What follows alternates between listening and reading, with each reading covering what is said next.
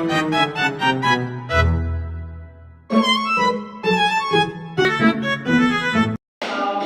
warahmatullahi wabarakatuh.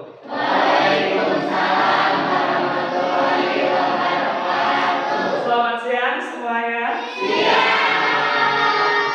Bagaimana kabarnya hari ini? Alhamdulillah.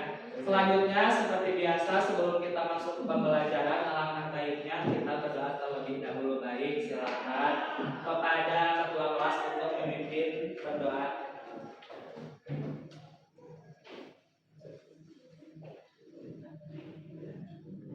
Oke teman-teman, sebelum belajar kita mari berdoa di dalam hati. Untuk berdoa mulai.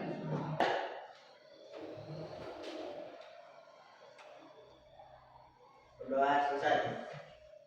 Yang baik, silahkan kembali ke tempat.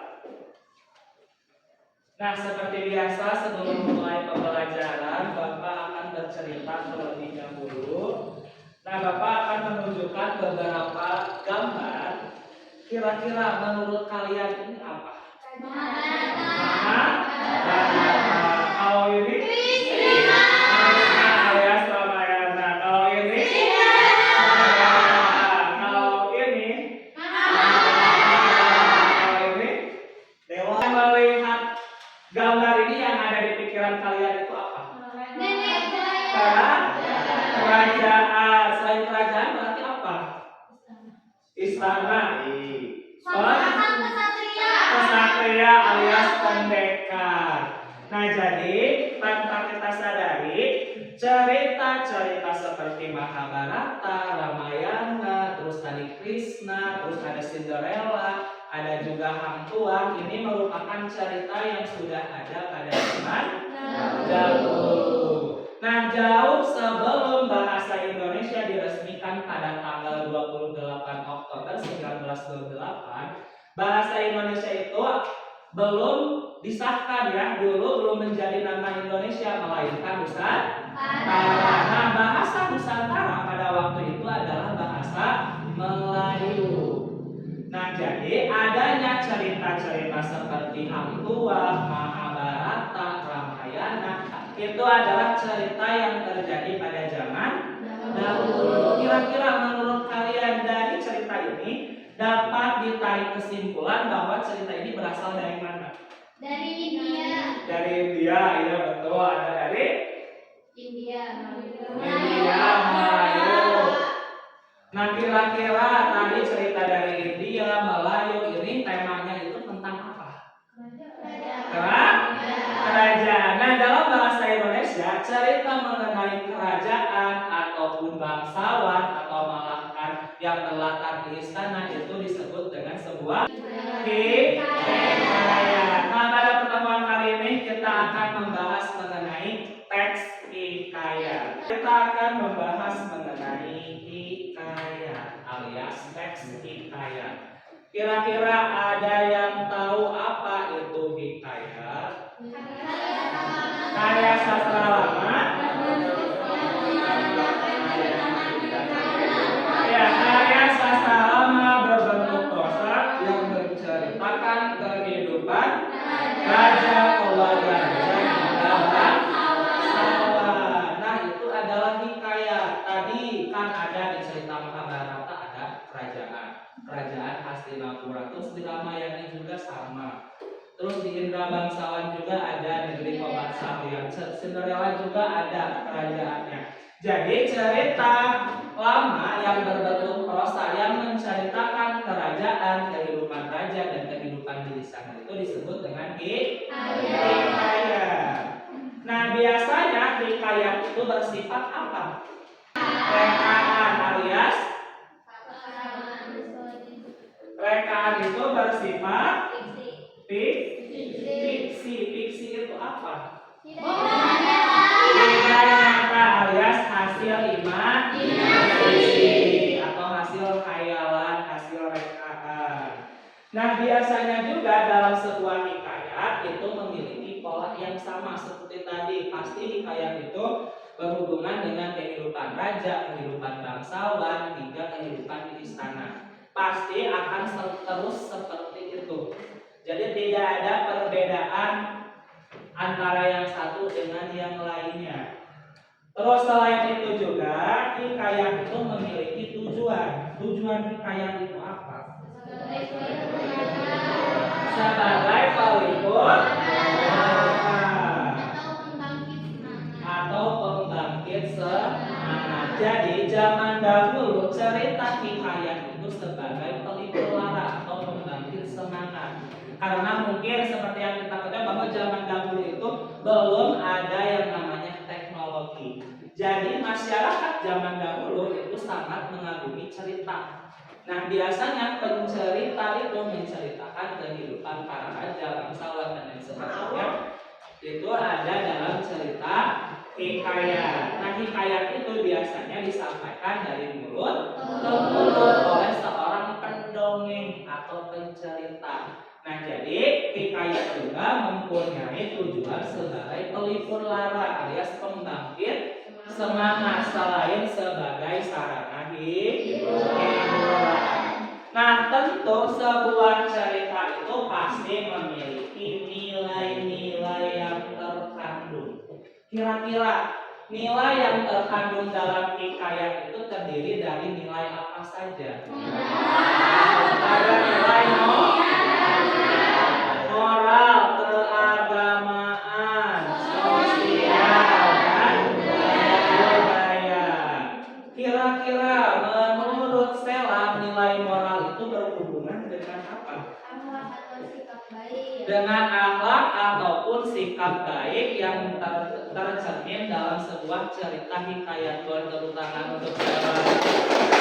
Nah jadi nilai moral itu berhubungan dengan akhlak. Biasanya akhlak ataupun sifat yang dimiliki oleh karakter dalam sebuah hikayat itu mencerminkan sifat yang baik, memberi contoh bagi para pendengarnya. Selanjutnya ada nilai keagamaan. Nah, sesuai namanya, berarti nilai keagamaan itu berhubungan dengan agama atau kepercayaan. Coba kira-kira menurut kalian agama atau kepercayaan yang identik dalam cerita hikayat itu ada agama apa saja? Jadi antara Hindu dan Islam. Kalau cerita agama Hindu itu ada di cerita epos India seperti Ramayana dan Mahabharata. Sebaliknya kalau cerita Islam itu ada di hikayat dari Jawa, Arab, Persia hingga Melayu. Selanjutnya ada nilai sosial. Sosial itu berhubungan dengan apa? Dengan relasi antar manusia, alias berhubungan dengan hal yang bersifat kemasyarakatan. Jadi dalam sebuah hikayat itu biasa digambarkan antara masyarakat yang satu dengan yang lain itu sering mencerminkan nilai-nilai seperti gotong royong, kerjasama dan lain sebagainya. Terakhir ada nilai budaya. Apa itu nilai budaya? Nilai yang berhubungan dengan adat istiadat atau kebiasaan. Contohnya pasti dalam sebuah hikayat itu ada adat istiadat perjodohan. Biasanya kan dari kerajaan satu antara kerajaan yang lainnya untuk merekatkan atau memperkuat tatanan keamanan itu ada budaya perjodohan. Nah pasti itu akan selalu ada dalam sebuah hikayat. Nah itu termasuk ke dalam nilai budaya. Masuk ke karakteristik sebuah hikayat. Jadi karakteristik hikayat itu adalah ciri-ciri dari sebuah hikayat. Yang pertama ada yang disebut dengan kemustahilan. Apa itu kemustahilan? Hal yang tidak logis alias tidak masuk akal. Nah karena ini cerita fiksi, biasanya dalam sebuah hikayat itu kemustahilan itu selalu terjadi. Misalnya contohnya, coba Bapak akan membacakan salah satu paragraf. Kira-kira menurut kalian yang tidak logis itu apa ya? Tersebutlah perkataan seorang raja yang bernama Indra Bungsu dari negeri Kobat Sahrial. Setelah berapa lama di atas kerajaan, tiada juga beroleh putra. Maka pada suatu hari ia Ia pun menyuruh orang membaca doa kunut dan sedekah kepada fakir dan miskin. Hatta beberapa lamanya tuan putri Siti Kediri pun hamilan dan salin 2 orang putra laki-laki. Adapun yang tua keluarnya dengan panah dan yang muda dengan pedang. Maka Bahira pun terlalu aman sukacita dan menamai anaknya yang tua Sakari dan anaknya yang muda Indra bangsawan. Kira-kira apa yang tidak masuk akal? Ada seorang bayi yang keluar dari rahim ibunya itu disertai dengan pedang, ada juga yang disertai dengan panah. Kan secara logika hal tersebut itu cacat logika alias tidak masuk logika. Ya kan tidak mungkin ada bayi yang dilahirkan keluar bersamaan dengan pedang dan panah. Itu termasuk dalam karakteristik berupa kemustahilan. Yang kedua ada anonim. Kalau anonim ini sudah dijelaskan tadi, anonim itu tidak mempunyai pengarang alias disampaikan secara umum. Selanjutnya kesaktian. Itu sakti. Kekuatan. Jadi biasanya tokoh yang ada dalam sebuah hikayat itu memiliki kekuatan. Kekuatannya apa? Misalkan bisa terbang, bisa berubah menjadi raksasa, bisa menghilang dan lain sebagainya. Coba lanjutnya. Istana sentris. Apa itu istana sentris? Bertema kerajaan atau berlatar di sebuah kerajaan. Dalam sebuah hikayat pasti berlatar di sebuah kerajaan ataupun kehidupan mengenai bangsawan. Di situ-situ saja, tidak akan jauh. Nah, seperti tadi di paragraf pertama dijelaskan bahwa dalam sebuah hikayat Indra Bangsawan itu diceritakan bahwa Indra Bangsawan itu hadir atau tinggal di sebuah negeri yang bernama Obat Satria. Selanjutnya ada apa itu armadis kira-kira? Menggunakan bahasa lampau alias bahasa masa lalu. Contohnya apa? Kata itu maknanya apa? Kata itu maka. Terus ada kata anak kanda alias anak kandung. Ada mu'alim alias ustaz. Ada juga apalagi tabib. Tabib itu apa?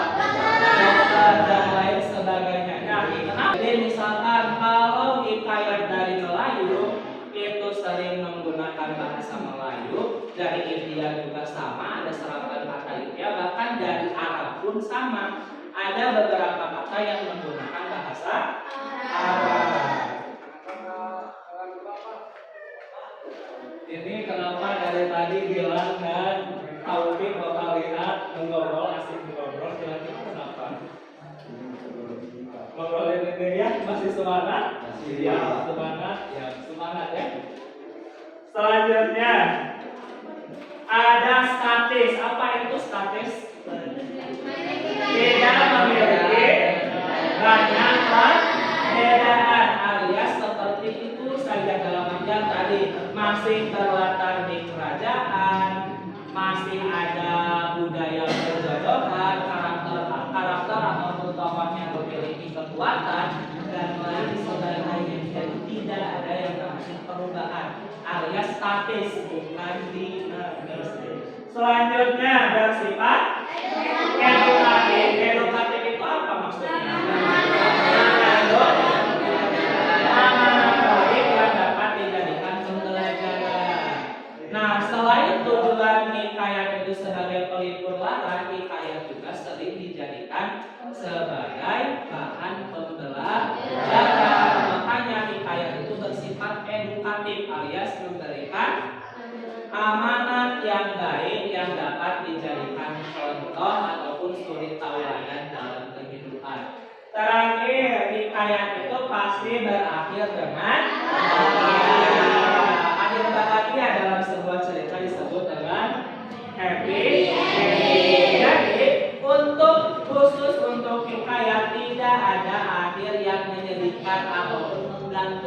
pasti semua cerita itu berakhir dengan bahagia atau happy ending. Karena apa? Tadi hikayat itu tujuannya sebagai pelipur pembangkit semangat. Jadi kalau misalkan hikayat berakhir mengenaskan atau berakhir menyedihkan, itu akan tidak bisa disebut dengan hikayat.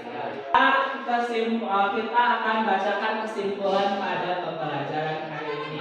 Nah, pada hari ini kita telah mempelajari mengenai hikayat. Hikayat itu apa? Sebuah cerita berbentuk prosa yang menceritakan kehidupan raja, pewayangan dan kehidupan bangsawan. Nah, tujuan adanya hikayat itu apa? Untuk pelipur para pembangkit semangat.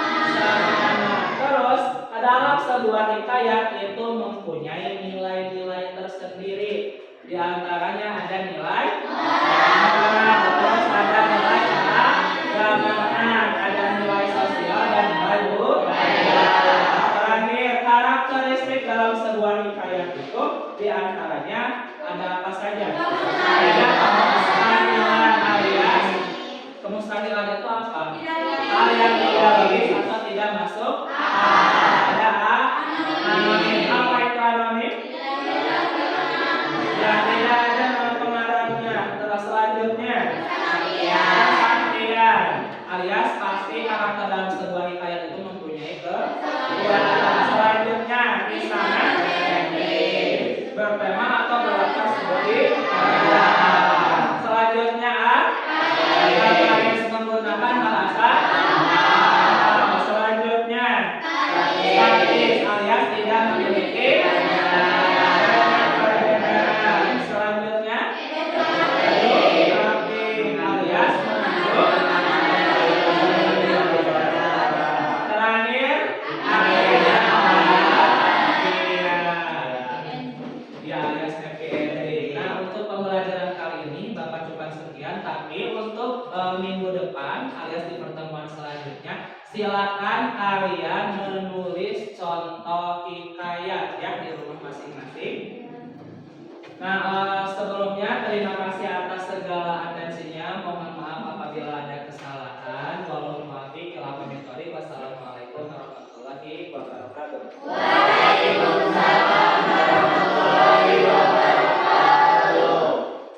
Selamat siang semuanya. Siang.